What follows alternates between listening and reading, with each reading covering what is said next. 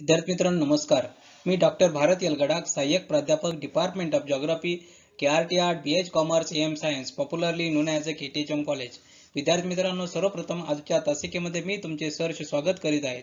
आपण GG 220A geography of Maharashtra म्हणजेच महाराष्ट्राचा भूगोल हा जो स्पेशलचा पेपर आहे, यामधील चॅप्टर नंबर 4 रिसोर्सेस किंवा साधन संपदा हा टॉपिक बघत आलो आहे. विद्यार्थी मित्रांनो, आपण मागील बऱ्याच तासिकेपासून फॉरेस्ट रिसोर्सेस हा टॉपिक विषयी चर्चा करत आलो.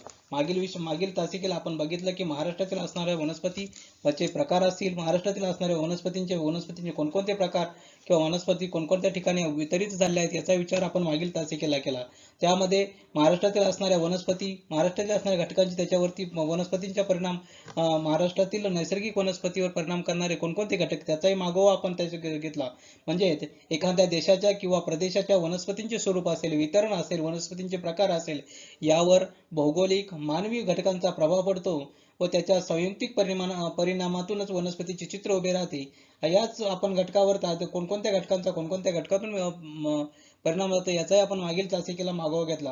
म्हणजेच हवामानाची परिस्थिती असेल, भूगर्भ रचना असेल किंवा जमिनीचे स्वरूप असेल, भूपृष्ठ रचना असेल किंवा भूप्रदेशाचे सर्वसाधारण स्वरूप असेल, पाण्याच्या निचऱ्याची परिस्थिती असेल किंवा नैसर्गिक प्रवाह असेल, मानवी हस्तक्षेप असेल, अशा प्रत्येक घटकाचा आपण मागील तासिकेला विचार केला आहे. त्याचबरोबर असाही विचार केला होता की भूपृष्ठ रचना असेल किंवा भूगर्भ रचना किंवा जमिनीचे स्वरूप असेल किंवा कोरड्या हवामानातील अरण्य असेल किंवा हवामानाची परिस्थिती असेल, त्याचबरोबर मानवी हस्तक्षेपामुळे कशा प्रकारे कोणकोणत्या गोष्टीचा असणाऱ्या याच्यावर परिणाम होऊ शकतो याचाही आपण या ठिकाणी विचार केला आहे. म्हणजे प्रत्येक गोष्ट बघत असताना किंवा असणाऱ्या महाराष्ट्रातील वनस्पतीचे प्रमुख प्रकार सांगत असताना आपण याचाही विचार केला होता की उष्णकटिबंधीय सदाहरित अरण्य म्हणजे काय, उष्णकटिबंधीय निमसदाहरित अरण्य म्हणजे काय किंवा उपउष्णकटिबंधीय सदाहरित अरण्य म्हणजे काय, या 3 प्रकाराविषयी मागील तासिकेला आपण चर्चा केली आहे. म्हणजेच आता उपउष्णकटिबंधीय सदाहरित अरण्य कोणत्या प्रदेशात आढळतात, त्या ठिकाणी असणाऱ्या वृक्षांचे स्वरूप कोणते, वृक्षांचे प्रकार कोणते व आर्थिक महत्व काय त्यांचं, याविषयी आपण मागील तासिकेला चर्चा केली. त्याचबरोबर उष्णकटिबंधीय निमसदाहरित अरण्य त्या कोणत्या प्रदेशात येतात, त्या ठिकाणी असणाऱ्या पर्जन्याचे प्रमाण किती आहे, त्या ठिकाणी असणाऱ्या वृक्षाचं स्वरूप कसं आहे, त्या ठिकाणी आढळणारे वृक्षांचे प्रकार कोणते आहेत, म्हणजे त्या ठिकाणी असणाऱ्या आर्थिक महत्व कसं आहे याचाही आपण मागील तासिकेला विचार केला आहे. त्याचबरोबर तिसरा जो प्रकार बघितला आपण उपउष्णकटिबंधीय सदाहरित अरण्य, म्हणजेच उपउष्णकटिबंधीय सदाहरित अरण्य म्हणजे ज्या ठिकाणी 200 किंवा 200-250 पेक्षा जास्त त्या ठिकाणी पाऊस पडतो असा असणारा प्रदेश, उदाहरणार्थ महाबळेश्वर असेल, पाचगणी असेल किंवा माथेरान असेल किंवा भीमाशंकरच्या परिसरामध्ये उपउष्ण सदाहरित अरण्य आपल्याला आढळून येतात. याचा आपण मागील तासिकेला मागोवा घेतला. त्याच प्रदेशात असणारे वृक्षांचे स्वरूप असेल, या वृक्षांचे स्वरूप कशा प्रकारे आहेत, त्या ठिकाणी असणारे तापमान असेल, दीर्घकाळ पाऊस असेल किंवा आर्द्रता असेल, या कोणत्या घटकामुळे या ठिकाणी सदाहरित वृक्ष आढळतात याचाही आपण मागील तासिकेला विचार केला आहे. त्याचबरोबर या ठिकाणी असणारे वृक्षांचे प्रकार कोणकोणते आहेत, त्याचबरोबर या वृक्षांचे असणारे आर्थिक महत्व काय, या महत्वाचा विचार आपण मागील तासिकेला केला आहे. सर्वात महत्वाची गोष्ट आहे की याबरोबर असणारा लघु उद्योगधंदाही कोणत्या या प्रदेशामध्ये कोणता चालतो याचा विचार आपण मागील तासिकेला केला आहे. विद्यार्थी मित्रांनो, साधन संपदेविषयी बघत असताना आपल्याला बघायचं आहे की महाराष्ट्रातील वनांचे प्रकार व वितरण, याच्या प्रकाराचे वनांचे वितरण आणि प्रकार बघत असताना आपण मागील तासिकेला 3 वनांचे प्रकार बघितले आहेत. आता पुढील 3 वनांचे प्रकार बघत असताना आपल्याला आर्द्र पानझडी अरण्य असेल, मोसमी अरण्य असेल, शुष्क पानझडी अरण्य असेल किंवा कटिबंधीय काटेरी अरण्य असेल, या प्रत्येक प्रकाराविषयी आपण जाणून घ्यायचे आहेत. म्हणजे या प्रकारामध्ये अभ्यासत असताना कोणकोणत्या गोष्टी आपल्याला अभ्यासावायच्या आहेत याचाही आपण आजच्या तासिकेला विचार केला आहे. म्हणजे मागील तासिकेचा थोडासा विचार करत असताना बघितलं की उपउष्णकटिबंधीय सदाहरित अरण्य असेल, महाराष्ट्रामध्ये ज्या ठिकाणी सरासरी 250 सेंटीमीटर पेक्षा जास्त पाऊस पडतो अशा पर्वतीय भागामध्ये, किंवा उपउष्णकटिबंधीय निमसदाहरित अरण्यामध्ये ज्या ठिकाणी जवळपास 200 सेंटीमीटर पाऊस पडतो अशा सह्याद्रीच्या पश्चिम उतारावर असेल, कोकण असेल किंवा घाटमाथ्यावर असेल, अशा प्रकारे अरण्य आढळतात याचा विचार केला. त्याचबरोबर उपउष्णकटिबंधीय सदाहरित अरण्य असेल, ज्या प्रदेशामध्ये 300 ते 400 मीटरच्या स्वरूपामध्ये पाऊस पडतो अशा भागामध्ये या प्रकारचे अरण्य आढळतात याचाही मागील तासिकेला आपण विचार केला आहे. या सर्वांच्या अरण्याचे वैशिष्ट्य सांगत असताना लाकडाचे झाड मऊ व मध्यम स्वरूपाचे असते. या अरण्यामध्ये विविध वृक्ष असतील, वेली असतील, झुडपे असतील मोठ्या प्रमाणात आढळतात. या वृक्षांना या झाडांना लाकडांना आर्थिक महत्व असल्यामुळे या अरण्यामध्ये वृक्षतोड मोठ्या प्रमाणात झाली आहेत. या अरण्यामध्ये वनसंकलन व्यवसायाबरोबर मधमाशी पालन व्यवसायही चालत असतो. अशा या औषधी वनस्पती या अरण्यामध्ये असल्यामुळे या ठिकाणी अशा वनस्पती मोठ्या प्रमाणात जमा करून विकल्या जातात. अशा प्रकारचे वेगवेगळे व्यवसाय किंवा आर्थिक दृष्टिकोनातून असणारे प्रकार हे अतिशय महत्त्वाचे मानले गेले आहेत. आता आजच्या तासिकेला आपण बघणार आहोत की प्रस्तावना थोडक्यात विचार करूया की महाराष्ट्राच्या सर्व वनांचा अभ्यास केला. आपण लक्षात आलं की विविध प्रकार महाराष्ट्रामध्ये असणारे वनांच्या बाबतीमध्ये विविध आढळून म्हणजे वेगवेगळ्या प्रकारच्या वेगवेगळ्या प्रदेशामध्ये असणारे वेगवेगळ्या प्रकारचे वनस्पती, वेगवेगळ्या प्रकारचे वृक्ष, वेगवेगळ्या प्रकारच्या वेली या ठिकाणी आपल्याला आढळून येतात असं आपल्याला म्हणता येईल. म्हणजे महाराष्ट्रामध्ये असणारी भूरचना असेल, हवामान असेल, या प्रत्येक घटकाचा वेगवेगळ्या घटकांचा या प्रकारे असणाऱ्या महाराष्ट्रातील असणाऱ्या वन प्रकारावर नक्कीच परिणाम झालेला आपल्याला दिसून येतो. म्हणजे थोडक्यात हा मानव सुद्धा हा एक सर्वात महत्त्वाचा घटक आहे की ज्या घटकामुळे सुद्धा या मानवी वृत्तीमुळे किंवा त्याच्या स्वार्थीपणामुळे अरण्याचे क्षेत्र कमी झाले आहेत असे आपल्याला दिसून येईल. त्यानंतर नैसर्गिक कारणापेक्षा मानवाच्या वेगवेगळ्या कृतीमधून निर्वाणीकरण किंवा निर्वनीकरणामध्ये मोठ्या प्रमाणात वनक्षेत्र कमी झाल्याचं आपल्याला दिसून येतं असं आपल्याला या ठिकाणी सांगता येईल. साधारणपणे जर 1960 मध्ये बघितलं गेलं तर 63,544 चौरस किलोमीटर क्षेत्र हे महाराष्ट्रात वनाखाली होतं असं आपण या ठिकाणी नमूद करूया. म्हणजे जर आजची ती परिस्थिती बघितली तर 2019च्या आकडेवारीनुसार 50,662 चौरस किलोमीटर पर्यंत कमी झाले आहेत असं आपल्या या ठिकाणी नमूद करता येईल. म्हणजे थोडक्यात असा आपण विचार केला की बऱ्याच मोठ्या प्रमाणावरती या असणाऱ्या या काळामध्ये मोठ्या प्रमाणात वनक्षेत्र वनाखाली जमीन ही कमी झाली आहे असं आपण म्हणू शकतो. म्हणजे महाराष्ट्रातील सर्व प्रदेशातील वनातील झाडे असतील त्याची वैशिष्ट्ये असे लक्षात घेतात महाराष्ट्रातील अरण्याचे प्रकार आपल्याला विविध प्रकारे सांगता येतील. याचा आपण मागोवा घेऊया की कोणकोणते प्रकार आहे की असणारे त्यांची वैशिष्ट्ये काय, त्यांचे असणारे कोणत्या प्रदेशामध्ये कोणत्या प्रकारची झाडे आहेत, कोणत्या प्रकारचे वृक्ष आपल्याला आढळतात, यावरून त्या ठिकाणी त्यांना कोणकोणत्या प्रकारचे त्या ठिकाणी असणारे आर्थिकदृष्ट्या कसे महत्त्वाचे आहेत हे आपण याच्या तासिकेला बघणार आहोत. त्यामध्ये आपण बघत असताना महाराष्ट्रातील वनांचे प्रकार बघत असताना उपउष्ण कटिबंधीय सदाहरित अरण्य असेल, उष्ण कटिबंधीय निम सदाहरित अरण्य असेल, उपउष्ण कटिबंधीय सदाहरित अरण्य, उष्ण कटिबंधीय आर्द्र पानझडी किंवा अरण्य किंवा उष्ण कटिबंधीय मान्सून अरण्य, उष्ण कटिबंधीय वृक्ष पानझडी अरण्य, उष्ण कटिबंधीय काटेरी अरण्य असे हे प्रकार 6 प्रकार. त्यापैकी मागील तासिकेला आपण बघितले होते उष्ण कटिबंधीय सदाहरित अरण्य, उष्ण कटिबंधीय निम सदाहरित अरण्य व उपउष्ण कटिबंधीय सदाहरित अरण्य हे आपण मागील तासिकेला बघितलो. आजच्या तासिकेला आपण बघणार आहोत उष्ण कटिबंधीय आर्द्र पानझडी अरण्य किंवा त्याला दुसऱ्या नावानं म्हटलं जातं की उष्ण कटिबंधीय मान्सून अरण्य असे म्हटले जातात किंवा त्यानंतर वृक्ष पानझडी अरण्य असेल किंवा काटेरी अरण्य असेल यांचाही आपण आजच्या तासिकेला विचार करणार आहोत. आता सर्वप्रथम बघूया आपण की उष्ण कटिबंधीय आर्द्र पानझडी अरण्य किंवा उष्ण कटिबंधीय अरण्य म्हणजे काय, की या कोणत्या कोणत्या प्रदेशात येतात, की ह्या प्रदेशात असताना का ज्या प्रदेशामध्ये सर्वसाधारणपणे 125 ते 160 सेंटीमीटर पाऊस पडतो अशा ज्या ठिकाणी असतो त्या ठिकाणी आपल्याला आर्द्र पानझडी अरण्य आढळतात असे आपल्याला म्हणता येईल. आता ह्या काळामध्ये सर्वात महत्त्वाची गोष्ट आहे की ह्या प्रदेशामध्ये मान्सूनचा काळ हा वगळता 8 महिने कोरडा असल्यामुळे या काळात पाण्याची टंचाई असते.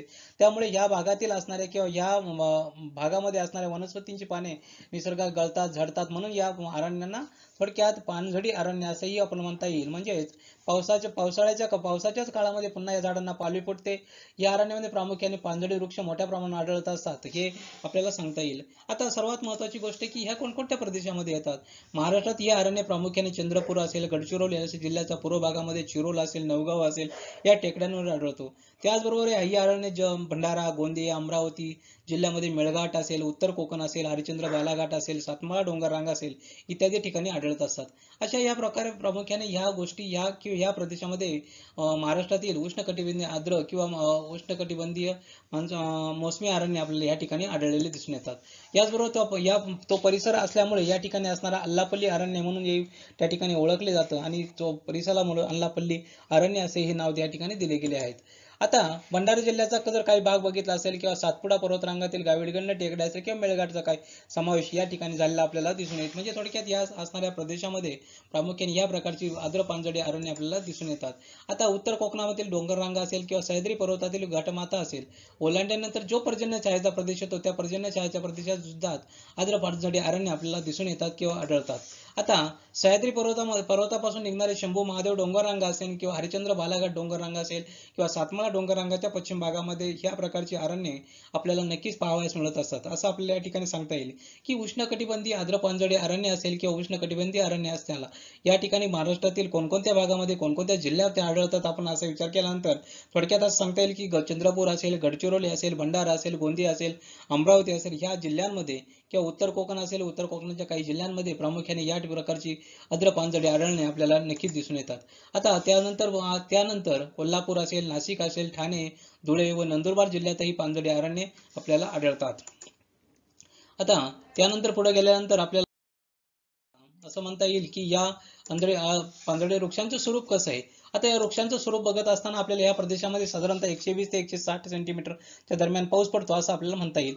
म्हणजेच हा पाऊस प्रामुख्याने पावसाळ्यात म्हणजे जून ते सप्टेंबरच्या ज्याच काळामध्ये म्हणजे ज्यावेळेस पावसाळा असतो या पावसाळ्याच्या काळामध्ये किंवा ज्या 4 महिन्यांच्या ऋतूमध्ये प्रामुख्याने नैऋत्य मान्सून वाऱ्यापासून जो पाऊस पडतो, बाकीचे जवळजवळ 8 महिने या काळामध्ये किंवा ह्या प्रदेशामध्ये हा कोरडा असतो असं आपल्याला म्हणता येईल. म्हणजे नैऋत्य मान्सून काळ असेल त्या 4 महिन्याच्या काळामध्येच या ठिकाणी पाऊस पडतो. त्यामुळे या पावसाळ्यात उपलब्ध होणाऱ्या पाण्याच्या पुरवठा वनस्पतींना वर्षभर पुरेसा असत नाही.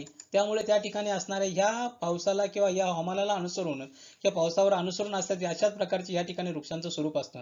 म्हणजेच वर्षातील 12 महिने वनस्पती हिरव्यागार राहण्याइतपत जमिनीत ओल्या राहत नाहीत असं आपल्याला या ठिकाणी म्हणता येईल. म्हणजेच विशेषतः उन्हाळ्यामध्ये जास्त उष्णतेमुळे जमिनीत ओलावा वनस्पतींना पुरत नाही, म्हणून या ठिकाणी असणाऱ्या अनेक वनस्पती आपले पाणी गाळून टाकतात आणि त्यामुळे ह्या पर्णहीन वनस्पती किंवा पुन्हा पावसाळा सुरू होईपर्यंत कशा तरी तग धरू शकतात. म्हणून अशा वैशिष्ट्यपूर्ण वृक्षांना किंवा पानझडीचे अरण्य असे आपण म्हणतो. थोडक्यात हे वेगवेगळे प्रकारचं वैशिष्ट्य आहे त्यांना. हे वेगळे प्रकारचं वैशिष्ट्य असल्यामुळे ह्या वनस्पतींना किंवा या असणाऱ्या वृक्षांना आपण पानझडीचे अरण्य किंवा पानझडीचे वृक्ष असेही म्हणू शकतो. या सर्वात महत्त्वाची गोष्ट आहे की या अरण्यामध्ये घनदाट वृक्षांचे प्रमाण हे मध्यम स्वरूपाचे असते असं आपल्याला या ठिकाणी सांगता येईल. काही सदाहरित वृक्ष अधूनमधून आढळतात. सर्वसाधारणपणे जर आपण या वृक्षांच्या स्वरूपाविषयी विचार केला तर वृक्षांची उंची साधारणतः 30 ते 40 मीटरच्या दरम्यान असू शकते. तर काही भागामध्ये हे स्थलांतरित शेतीतळे आता तुरळक ठिकाणी अरण्य राहिलेले आहेत असं आपल्याला म्हणता येईल. आता याही नंतर पुढे गेल्यानंतर आपल्याला असं सांगता येईल की या उपउष्णकटिबंधीय वृक्षांचे प्रकार सांगत असताना किंवा कोणकोणत्या वृक्षाचे प्रकार आपल्याला त्या ठिकाणी आढळतात.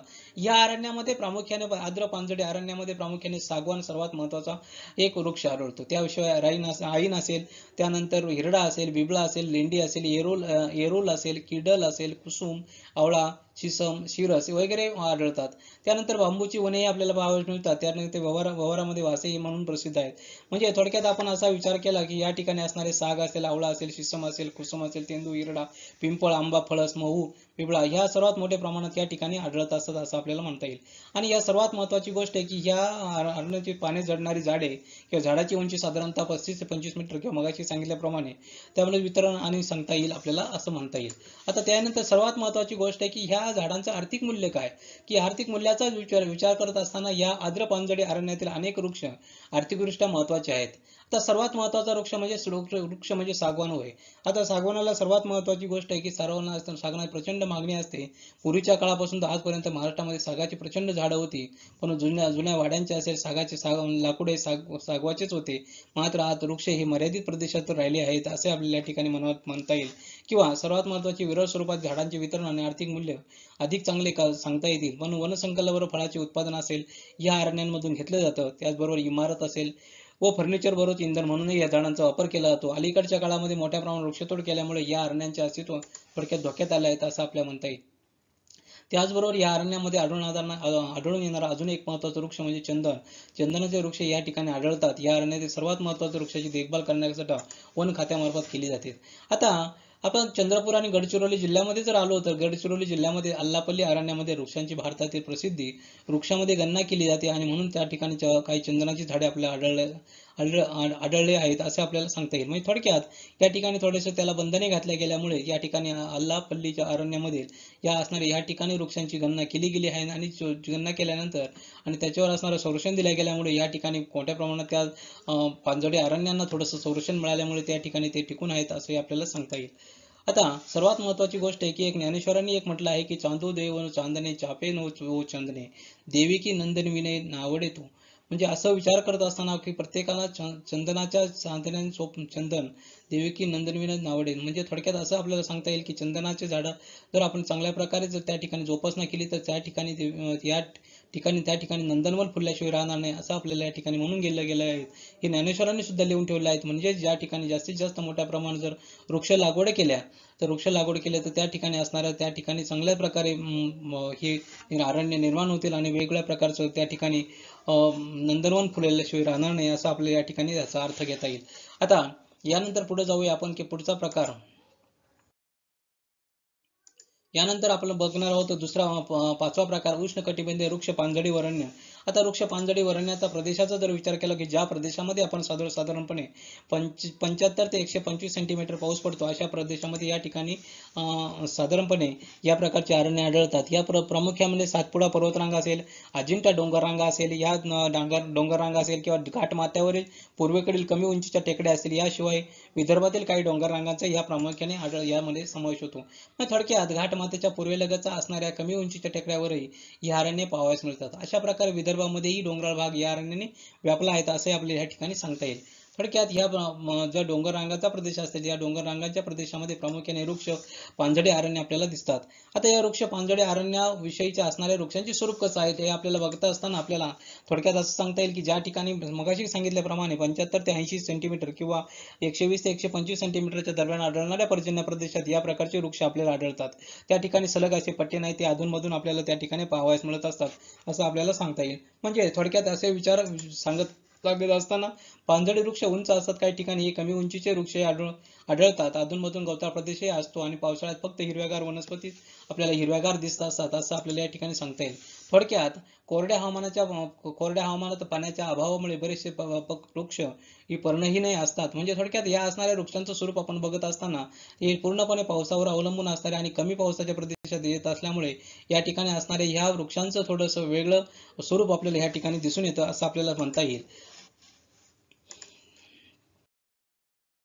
त्यानंतर पुढे जाऊया आपण याच वृक्षांचे प्रकार बघत असताना कोणकोणत्या प्रकारचे वृक्ष या ठिकाणी आढळतात। वृक्षांचे प्रकार उपोष्णकटिबंधीय वृक्ष पानझडी अरण्यामध्ये सागवान असेल, दावडा असेल, त्यानंतर शिसम असेल, तेंदू असेल, पळस असेल, बिचाल असेल, लेंडी असेल, बेल असेल, खैर असेल, अंजन या प्रकारचे वृक्ष त्या ठिकाणी आढळतात। या सर्वात महत्त्वाची गोष्ट आहे की या ठिकाणी असणारे हे वृक्ष या वृक्षांचा समावेश केला गेला आहे। या सर्वात महत्त्वाचे वैशिष्ट्य म्हणजे पानझडी वृक्ष जे असतात हे उंची मध्यम असेल, कमी असेल, लाकूड मऊ आणि अधिक आणि सर्वात महत्त्वाची गोष्ट की वितरण हे विरळ स्वरूपात सांगता येत असतं। म्हणजे अशा प्रकारचा सांगत असताना आपल्याला ह्या गोष्टीविषयी किंवा ह्या प्रकारचे वृक्ष या उष्णकटिबंधीय वृक्ष पानझडी अरण्यामध्ये आपल्याला सापडतात। आता आपण त्यानंतर सर्वात महत्त्वाची गोष्ट आहे की शुष्क पानझडी अरण्याचं आर्थिक महत्त्व काय, या आर्थिक महत्त्व सांगत असताना की इकॉनॉमिकल इम्पॉर्टन्स काय आपण ते सांगत असताना या अरण्यातील आपल्याला सर्वात महत्त्वाची गोष्ट आहे की अरण्यातील अनेक वनस्पतीचा उपयोग हा टिंबर म्हणून किंवा व्यापारी दृष्टीने केला जातो। तसेच इंधन म्हणून या लाकडाचा मोठ्या प्रमाणावर उपयोग केला जातो। सर्वात महत्त्वाची गोष्ट आहे की अधिक असल्यामुळे वृक्षतोड मोठ्या प्रमाणात होत आहे आणि त्यामुळे ही अरण्ये थोडक्यात विरळ झाली आहेत असे आपल्याला सांगता येईल। तसेच खैर सारख्या वनस्पतींचा उपयोग करून कात निर्मिती करण्यासाठी केला जातो।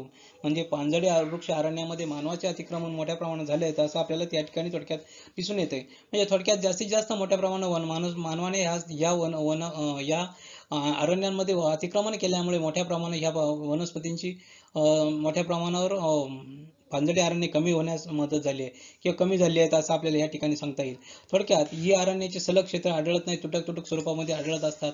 अनेक झाडे बरीचशी तोडून जमिनीच्या पिकाखाली आणण्यात आले आहेत। म्हणजे थोडक्यात या असणाऱ्या वृक्ष पानझडी अरण्य प्रदेशामध्ये अनेक झाडं तोडून टाकली आहेत आणि बरीचशी जमिनीच्या म्हणजे थोडक्यात जमीन लागवडीखाली आणल्या आहेत।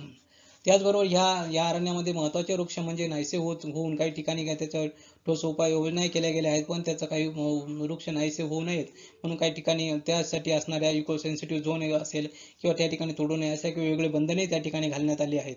अशा वेगळं संवर्धन करण्यासाठी सर्वात महत्त्वाची गोष्ट आहे की या प्रकारचे जर आर्थिक महत्त्वाच्या दृष्टिकोनातून असेल तर सर्वात महत्त्वाची गोष्ट वन संरक्षण किंवा वन साक्षरता या ठिकाणी होणे गरजेचे आहे असे आपल्या या ठिकाणी नमूद करता येईल। पुढचा प्रकार पाहणार आहोत उष्णकटिबंधीय काटेरी अरण्य। उष्णकटिबंधीय काटेरी अरण्य बघत असताना किंवा या अरण्यांना वृक्ष काटेरी वने असेही म्हणत असतात। थोडक्यात असं आपण म्हणूया। आता ज्या प्रदेशामध्ये साधारणपणे 75 सेंटीमीटर पेक्षा कमी पाऊस पडतो अशा ठिकाणी ही वने आढळतात। आता सर्वात महत्त्वाची गोष्ट आहे की ह्या वनांचा प्रदेश सांगत असताना दख्खनच्या पठारावर मध्य महाराष्ट्रामध्ये आपण जो विचार केला तर मध्य महाराष्ट्रामध्ये लागवडीखालच्या खोऱ्याच्या परिसरामध्ये असणाऱ्या डोंगर रांगावर व कमी उंचीच्या पठारावर काटेरी वृक्ष आढळतात। यामध्ये सर्वात महत्त्वाचा भाग म्हणजे महाराष्ट्रातील पर्जन्य छायेच्या प्रदेशामध्ये पठारी भाग असेल, पुणे असेल, अहमदनगर असेल, सातारा असेल, सांगली, मराठवाडा असेल की विदर्भाच्या काही भागामध्ये या स्वरूपाचे अरण्य आढळतात. या ठिकाणी पर्जन्याचे प्रमाण कमी असल्यामुळे येथील हवामान कोरडे असते. त्यामुळे अशा हवामानाशी जुळवून घेणे हे वृक्ष, काटेरी वनस्पती या ठिकाणी अधिक आढळतात असं आपल्याला या ठिकाणी सांगता येईल. मग थोडक्यात सांगितल्याप्रमाणे, मगाशी सांगितल्याप्रमाणे सोलापूर असेल, मराठवाडा असेल, विदर्भात भागातही काही टेकड्यावरती काटेरी अरण्य आपल्याला दिसून येतात. त्याचबरोबर या ठिकाणी असणाऱ्या या उष्ण कटिबंधी काटेरी अरण्यांमध्ये वृक्षांचं स्वरूप कसं हे आपल्याला सांगत असताना, वृक्ष साधारणपणे 80 सेंटीमीटर पेक्षा कमी पाऊस पडणाऱ्या प्रदेशामध्ये या प्रकारचे वृक्ष आढळतात. ह्या प्रदेशामध्ये उत्तम प्रकारचे वृक्ष आपल्याला पाहावयास मिळतात. पूर्वी ह्या परिसरामध्ये चांगल्या प्रकारची वनस्पती असल्या पाहिजे असं आपल्याला सांगता येईल की पठारावर ज्या ज्या भागात पाण्याची उपलब्धता आहे त्या ठिकाणी हिरव्यागार वनस्पती आपल्याला आढळून येतात आणि कोरड्या हवामानाच्या जुळवून घेण्यामध्ये काटेरी वनस्पतीचे प्रमाण जास्त आहे असं आपल्याला म्हणता येईल. किंवा वनस्पतीमुळे कोरड्या हवामानातील देखील या वनस्पती तग धरू शकतात असं आपल्याला या ठिकाणी सांगता येईल. आता या सर्वात महत्वाची गोष्ट की या असणाऱ्या वृक्षांचे प्रकार सांगत असताना किंवा कशा प्रकारच्या वनस्पती आहेत हे आपल्याला सांगता येईल. वृक्षांचे प्रकार असेल, काटेरी अरण्यामध्ये बाभूळ असेल, बहीर असेल, युवर असेल किंवा वृक्ष त्या ठिकाणी आढळतात. त्या ठिकाणी सर्वात महत्वाचं गोष्ट असेल लिंब असेल, झाड असेल, अनेक ठिकाणी पाहावयास मिळत असतात. म्हणजे आर्थिक महत्व असेल किंवा काटेरी अरण्यामध्ये आढळणाऱ्या वृक्षांचा उपयोग आर्थिकदृष्ट्या मोठ्या प्रमाणावर केला गेला आहे. तरवाड असेल यासारख्या झुडपाचा उपयोग टॅनिंगसाठी केला गेला आहे असं आपल्याला सांगता येईल. त्याचबरोबर विविध प्रकारची झाडे जळणासाठी तोडली जातात असे आपल्याला या ठिकाणी सांगता येईल. म्हणजेच या सर्वात महत्वाचं वैशिष्ट्य म्हणजे हे काटेरी वृक्ष आढळतात. झाडाची पाने अतिशय रुंद असतात, झाडांना फांद्यांना काटे असतात, झाड साल असते, झाडाची मुळे अधिक खोल असतात. या अरण्यामध्ये औषधी वनस्पती अधिक आढळतात, तर काही वनस्पती गुरासाठी चारा म्हणून उपयोगी पडतात, कारण या पाने शेळ्या, मेंढ्या इत्यादी प्राणी मोठ्या प्रमाणात खात असतात.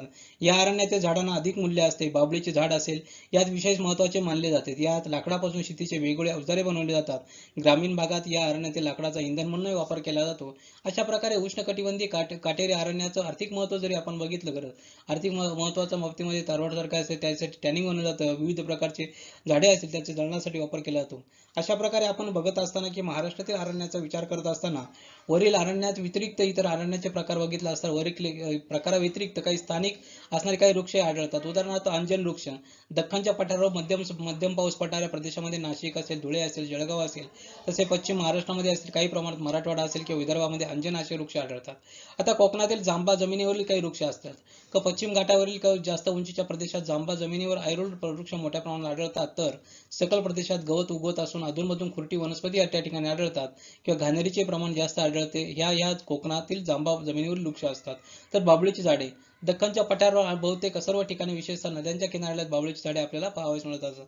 अशा प्रकारे वरील प्रकाराशिवाय इतर काही भागामध्ये काही जंगले आढळतात. ज्या महत्वाचं जंगल असेल किंवा अरण्यांचा प्रकार म्हणून किंवा सागर किनाऱ्यालगत खारफुटीचे अरण्य यांना खाजन अरण्य असंही आपण या ठिकाणी म्हणतो. आता महाराष्ट्रात प्रामुख्याने जर विचार केला तर रायगड असेल, ठाणे असेल, रत्नागिरी असेल, सिंधुदुर्ग असेल या जिल्ह्यांच्या किनाऱ्यालगत मर्यादित क्षेत्रामध्ये सदर अरण्य आढळतात. यामध्ये प्रामुख्याने हिंडी असेल, तिवर असेल, मारुंडी असेल, काजळी असेल, आंबेटी असेल, चिंपी असेल, कांदळ असेल यासारखे झाडे आढळतात. या सर्वात महत्वाची या अरण्याची वैशिष्ट्य म्हणजे येथील कमी उंचीचे असतात, त्यांची मुळे दलदलीतून वर आलेली असतात. बऱ्याच वृक्षांना, खोडांना इतर बाजूंनी मुळे फुटलेली असतात. या अरण्यातील लाकडाचा उपयोग रॅलिंग तयार करण्यासाठी होतो, तसेच इंधन म्हणून जाळण्यासाठी लोखंड हे वापरले जाते. तर काही लाकडाचा उपयोग लहान होड्या तयार करण्यासाठी केला जातो. आता दुसरा एक अरण्याचा प्रकार म्हणजे अंजन वृक्ष. मगाशी सांगितल्याप्रमाणे तुम्हाला सांगितलं की दख्खनच्या पठारावर मध्य प्रदेश असेल, धुळे असेल या प्रदेशात या ठिकाणी आढळतो, असं खूप विस्तृत आहेत. आता महाराष्ट्रातील वरील आपण जे प्रकार बघितले किंवा अगोदरच्या लेक्चरला जे प्रकार बघितले महाराष्ट्रात वेगवेगळ्या जिल्ह्यामध्ये आढळतात. मात्र अरण्याचे वितरण महाराष्ट्रात समान नाही, ते विषम आहे. म्हणून अरण्याची घनताही एकसारखी नाही. तर 2019च्या वन सर्वेक्षण अहवालाचे निरीक्षण केले असता असे दिसून येते की महाराष्ट्रातील प्रत्येक जिल्ह्यामध्ये हे क्षेत्र कमालीचे कमी झाले आहेत. हे आपण बघितले आहे की कोणत्या क्षेत्रापैकी किती टक्के अरण्याखाली क्षेत्र आहेत याचा विचार आपण वगैरे तासिकेला केला आहे की कोणत्या जिल्ह्यामध्ये किती अरण्याखाली क्षेत्र आहे हे आपण तुम्हाला मी सांगितलेलं आहे की कोणत्या जिल्ह्यामध्ये किती प्रमाणात आहे. म्हणजे यवतमाळ असेल तर पालघर असेल की हिंगोली असेल किंवा नागपूर असेल, प्रत्येक जिल्ह्यामध्ये असणारं अरण्याचे क्षेत्र किती आहे याचाही आपण मागील तासिकेला विचार केलेला आहे. या विद्यार्थी मित्रांनो,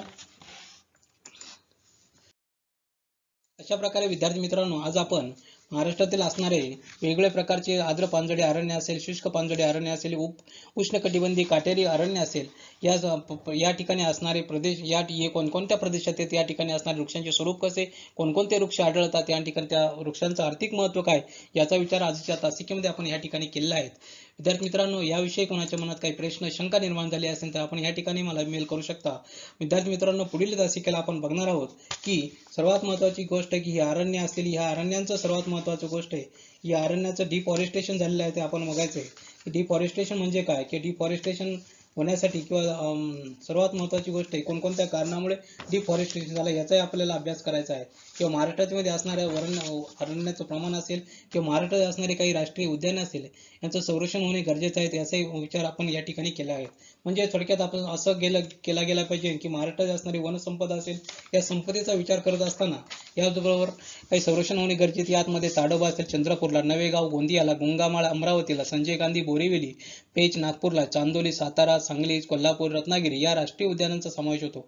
याशिवाय महाराष्ट्रात अनेक अभयारण्य आहेत, त्यांनी मोठ्या प्रमाणात अरण्याचे क्षेत्र व्यापले आहे. त्यामध्ये कर्नाळ असेल, पक्षी अभयारण्य रायगडला आहे, तानसा ठाण्याला आहे, मालवण सिंधुदुर्ग, मयुरेश्वर सुपे पुणे, कोयना सातारा, सागरेश्वर सांगलीला, राधानगरी कोल्हापूर, भीमाशंकरला पुणे ठाणे, व त्यानंतर भामरागड गडचिरोली, अंधारी चंद्रपूरला, नागझिरा गोंदिया, भोर वर्धा नागपूरला, रेहकुटी काळवीट अहमदनगरमध्ये, किंवा अनेर धरण नंदुरबारमध्ये, यावल जळगावमध्ये, गोताळा जळगावमध्ये, मालडोक नगर व सोलापूरमध्ये, मेळघाट जर वाघ अमरावतीला, किंवा अंबावरवा बुलढाण्यामध्ये, नरनाळा अकोलामध्ये, किंवा टिपेश्वर यवतमाळमध्ये, येडशी रामलिंग घाट उस्मानाबादमध्ये, जायकवाडी पक्षी अभयारण्य ते औरंगाबादमध्ये, नांदूर मधमेश्वर नाशिक, अशा वेगवेगळ्या प्रकार इत्यादींचा समावेश या ठिकाणी होतो. यावरील सर्व राष्ट्रीय उद्याने असेल, अभयारण्य असेल, अरण्याच्या दृष्टिकोनात सर्वात महत्त्वाचे आहेत.